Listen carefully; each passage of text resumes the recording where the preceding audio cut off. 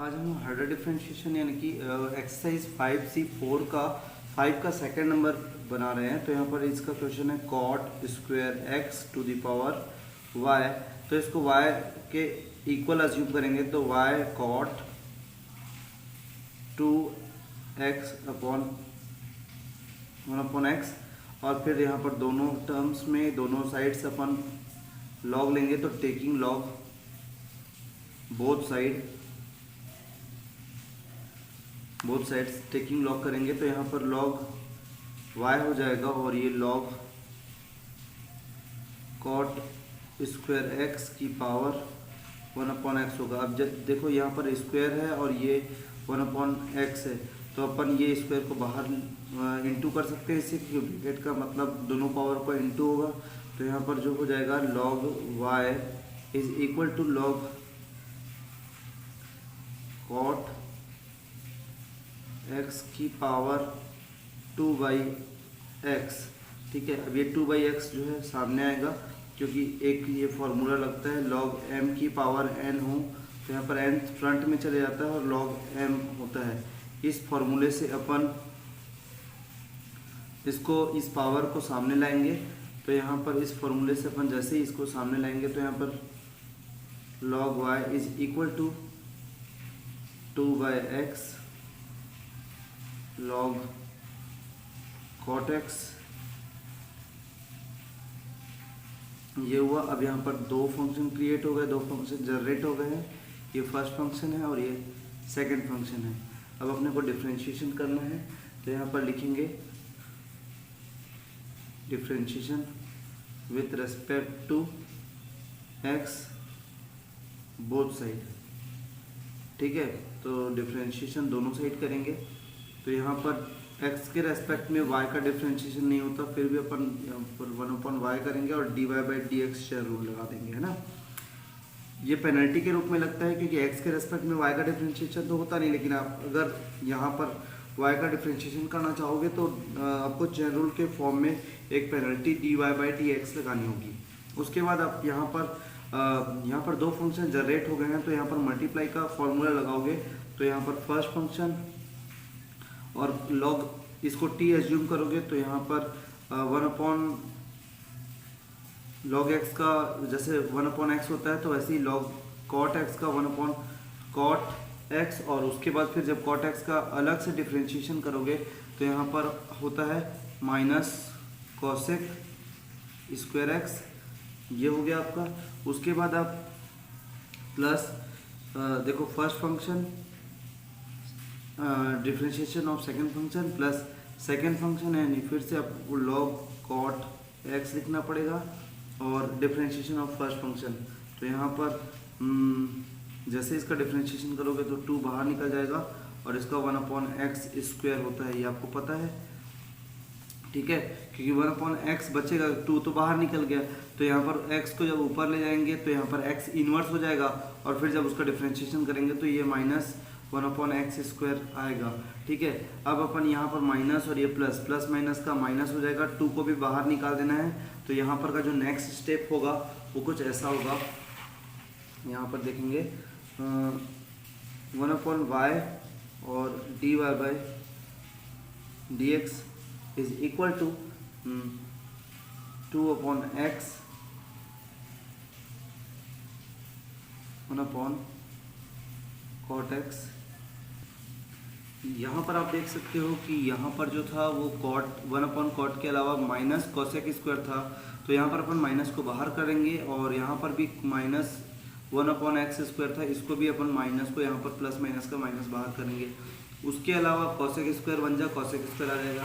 तो यहाँ पर आप माइनस को बाहर किए इस टर्म से, क्योंकि दोनों टर्म में माइनस है तो यहाँ पर cosec स्क्वायर x होगा। उसके बाद दूसरे टर्म में भी माइनस को मैंने बाहर कर दिया है और अब यहाँ पर बचा है log cot x।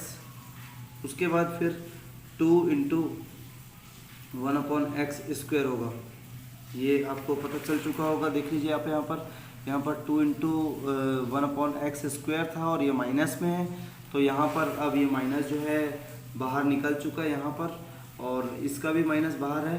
अब अपन को दोनों टर्म्स में कॉमन देखना है। तो यहाँ पर 2/x है और यहाँ पर 2/x² है। तो जिसमें पावर छोटी है यानी कि x की पावर 1 है उसको अपन कॉमन निकाल लेंगे। और उसके अलावा और क्या क्या चेंजेस आ रहे हैं, तो कोसेक को अपन 1/sin लिख सकते हैं, कॉट को 1/cot को अपन sin/cos लिख सकते हैं। तो उस नेक्स्ट स्टेप में उसको ऐसा कन्वर्ट करेंगे, ठीक है। तो यहाँ पर अपन सबसे पहले तो यहाँ पर 1/y dy/dx और इज इक्वल टू -2/x को मैं कॉमन निकाल दिया हूँ, ठीक है। कॉमन क्यों निकाला हूँ, क्योंकि इसमें भी 2/x है और इसके पास भी 2/x है। उसके बाद क्या होगा कि यहाँ पर कॉसेक ऊपर में है तो यहाँ पर 1/sin² लिखा जा सकता है उसको। और उसके अलावा यहाँ पर 1/cot को अपन sin/cos x लिख सकते हैं, ठीक है। उसके बाद ये यहाँ पर ये पूरा सॉल्व हो जाता है। और यहाँ पर माइनस लॉग और cot x, यहाँ पर देख सकते हैं आप 2/x² था। तो मैं नेक्स्ट स्टेप में अब इसको बाहर करता हूँ। यहाँ पर देखो 2/x², यहाँ पर 2/x²। अब क्या करेंगे कि -2/x और यहाँ पर -2/x, इन दोनों को अपन बाहर कर देते हैं, यानी कि कॉमन निकाल देते हैं दोनों टर्म्स में से।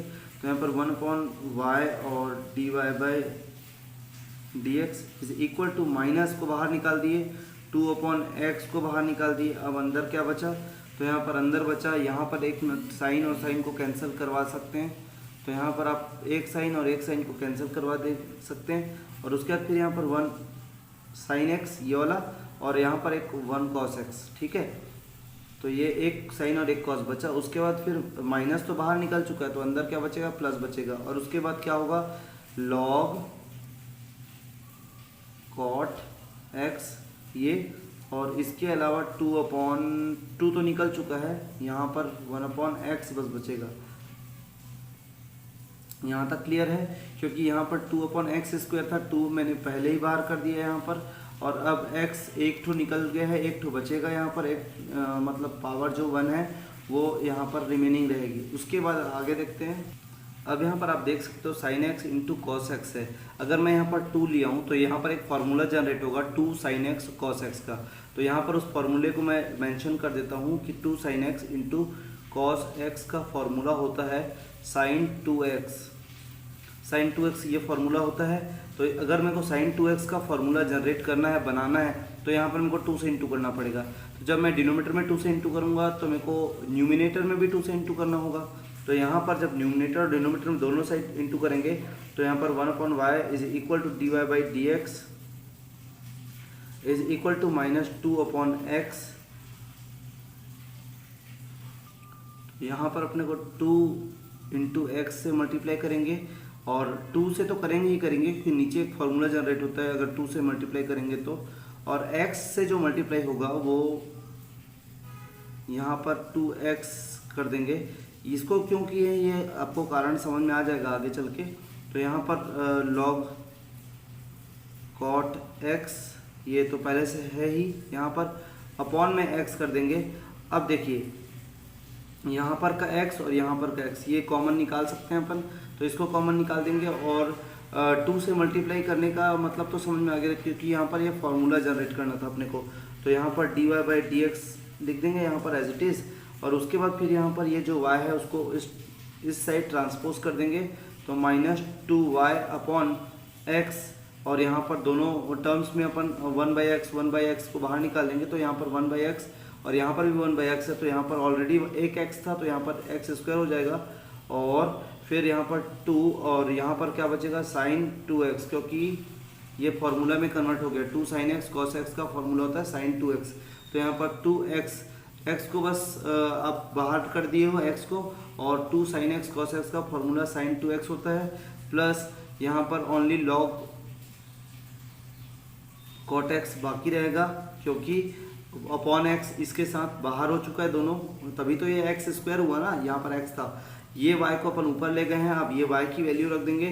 तो y की वैल्यू मैं बता दूं क्या थी, तो y की वैल्यू ये है, आपकी क्वेश्चन की वैल्यू थी। तो आप y की वैल्यू वापस फिर से रख दोगे, तो यहाँ पर जो बनेगा वो ये इस प्रकार से होगा। D y by d x is equal to -2 into y की वैल्यू होगी cot square x upon 1/x upon x square और ये पूरा ब्रैकेट का एज इट इज़ रहेगा। तो यहाँ पर 1/sin 2x का फॉर्मूला होता है 2 cosec 2x और प्लस log बाकी के टर्म्स एज इट इज़ कर देंगे। तो यहाँ पर ये ब्रैकेट क्लोज हो गया। यहाँ पर ये अपना फाइनल आंसर आ चुका है। तो इस टाइप से अपन -2 और ब्रैकेट में cot square x to the power 1/x upon x square और बड़े ब्रैकेट में ये रहेगा। यहाँ पर 2/sin 2x का फॉर्मूला होता है cosec 2x और ये वाले टर्म्स को अपन एज इट इज़ उतारे हैं। यहाँ पर अपन देख सकते हैं कि x ऊपर और नीचे दोनों तरफ रिकवर किया था, तो यहाँ पर उसके अकॉर्डिंग यहाँ पर x आएगा, तो यहाँ पर x मेंशन कर देंगे। और अगर जब यहाँ पर x आया है 2x तो यहाँ पर भी यहाँ पर अपना 2x आएगा, ठीक है। तो यहाँ पर 2x लिख देंगे और 2x cosec 2x plus log cot x होगा, ठीक है। तो ये इसका फाइनल आंसर होगा।